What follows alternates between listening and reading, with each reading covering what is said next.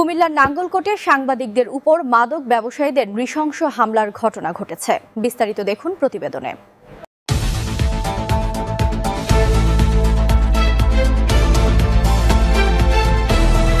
আপনারা দেখছেন RRTV news Bangla. খবর নয়, আমরা বলি বাস্তবতা। কেন আসছো?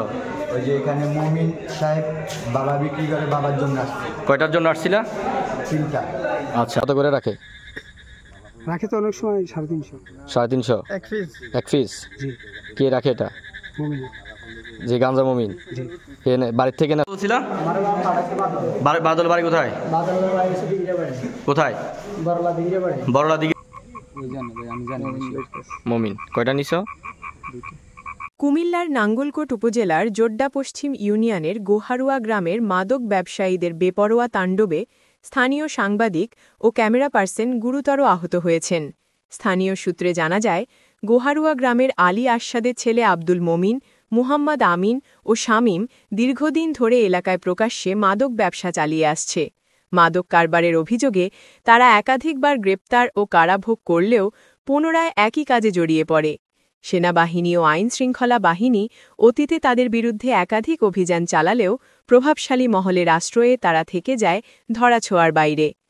গত 27 অক্টোবর সোমবার রাত 7:30টার দিকে ফেস দ্য পিপলের নাঙ্গলকোট প্রতিনিধি মাদকবিরোধী অভিযানের তথ্য সংগ্রহ করতে ঘটনাস্থলে গেলে আলী আরশাদ ও তার 3 ছেলে মমিন, আমিন ও শামীমের নেতৃত্বে 8-10 জন সন্ত্রাসী দলবদ্ধ হয়ে সাংবাদিক রাশিদ হোসাইন ও তার সঙ্গে থাকা ক্যামেরা পার্সন রাকিব মজুমদারের ওপর অতর্কিত হামলা চালায়।